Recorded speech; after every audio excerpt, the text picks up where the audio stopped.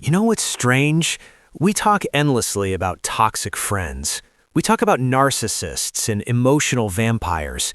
But there is an entire group of people functioning as the unpaid, unlicensed emotional support system for their entire circle.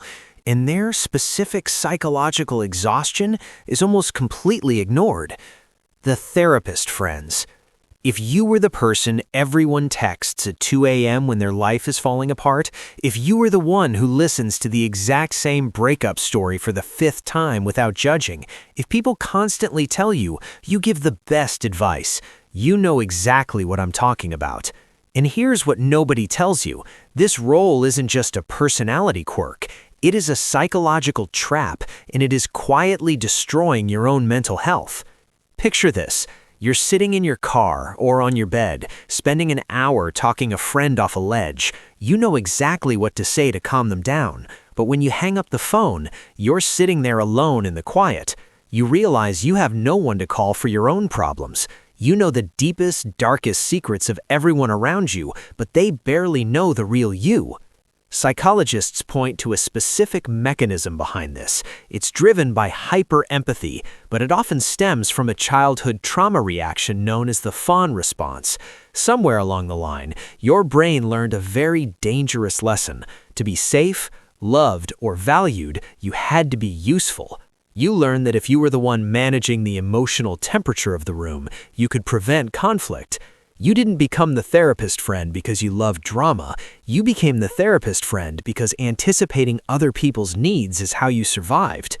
But this creates a massive psychological burden called compassion fatigue. Your brain's empathy centers are basically running a marathon every day without a water break. You're absorbing everyone else's anxiety, grief, and stress like a sponge. And what happens to a sponge when it can't hold any more water? It starts leaking. This is why therapist friends often experience sudden, unexplainable bouts of intense burnout. It's why you might suddenly start ignoring text messages for days, or feel completely emotionally numb, or get irrationally angry over minor inconveniences. Your brain is aggressively shutting down to protect you from emotional overload. There is a deeply isolating paradox to being the therapist friend. You are constantly surrounded by people who need you, but you feel completely alone. You start to realize that your relationships are fundamentally transactional.